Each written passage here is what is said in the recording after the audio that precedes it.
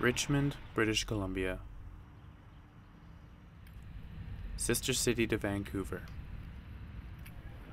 The 2010 Winter Olympics are in full swing, and everyone is out exploring the sights.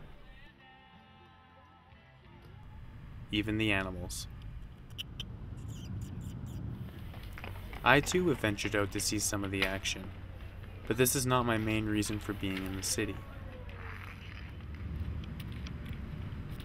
I've come to see my parents and interview my mom about a disease called Huntington's, which she has struggled with for the past 10 years.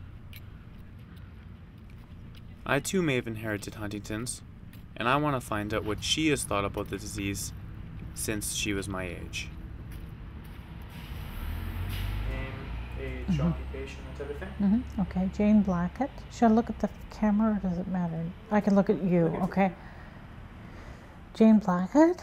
I was born August 30th, 1958, and I was a librarian. I graduated with a degree in psychology at University of Waterloo in Ontario. Then I went on and did, after that, my master's in library science at Western. I love to travel, yeah. So then I read a lot. I used to love books, you know, being a librarian. Huntington's disease is affects your mind and your movement and your memory. So it's a degenerative neurological disease. It usually first appears when you're around, the average age is around 40. For me, that's when I first probably started showing some signs. I had some memory loss then. That was sort of, and also some, I also had a bit of depression then as well. And, but I actually didn't get tested until I was 45 years old. I decided to get tested because I was showing some signs.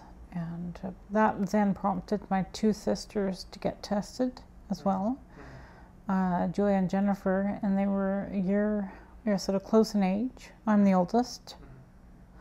Julia and Jennifer might have been, I mean, they sort of felt like because we had been living, you know, most of our adult lives at risk for HD. Because your father had it? Yeah, because my dad had it.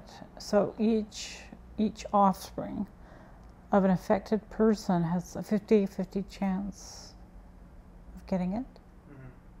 You know, my dad showed some signs back in, you know, when I was maybe 20. He was showing some signs then. So he would have been about 45 maybe years old, and or maybe a bit older. Roughly, probably the same signs I was showing, but he hadn't a clue what his problem was. So he actually saw a neurologist, and probably a few times in Vancouver, and I think that doctor sort of said eventually he had Huntington's disease. So, but there was never, the gene wasn't available then. Actually, the gene hadn't been discovered, I think, till 1990. And when you found out that your dad had this disease that you could potentially have inherited, did you really want to know right away? No, I didn't. No, Why not? no. At the time, it terrified me, I think, to get tested. Why? I just didn't want to know. Exactly. So I try to get as much done in my life as possible. Sure. But I still felt I was trying to do that anyway. Because when you're at risk for a disease like that, some people... You want to take advantage of life. Right? Yeah, exactly. And some it's people... like for anything, you might get cancer. Yeah, and some people probably just go the other way as well. They,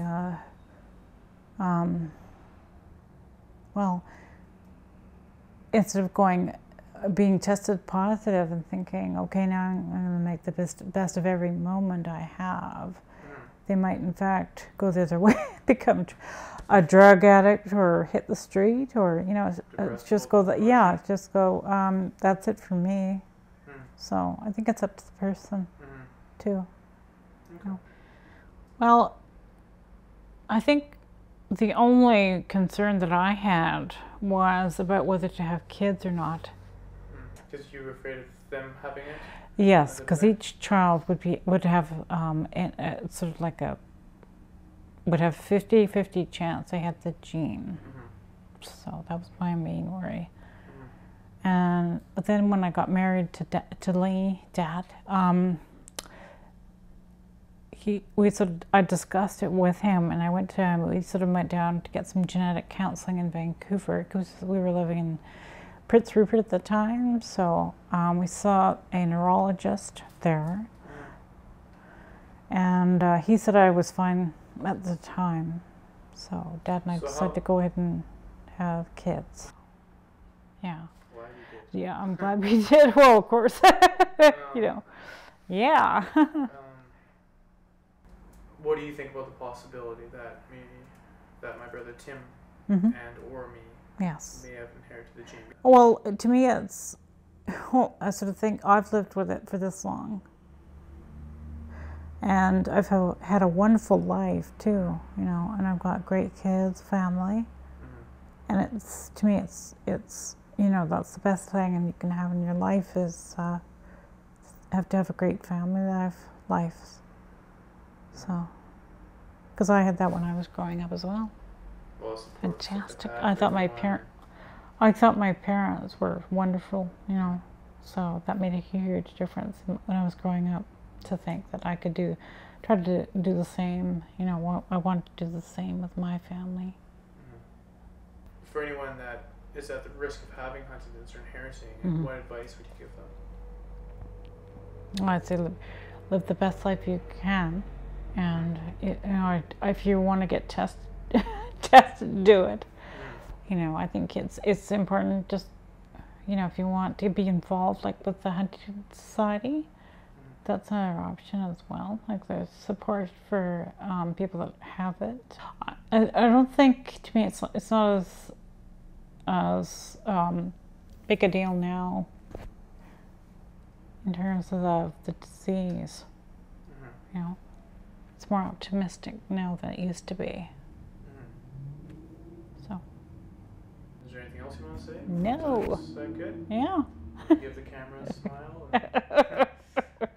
Is that an actual smile? Yeah, can you pull that off? Normally you suck at that. So. Perfect. Thank you. Mom. Thank you. Excellent. Thank you, Mr. Gabriel Boyko.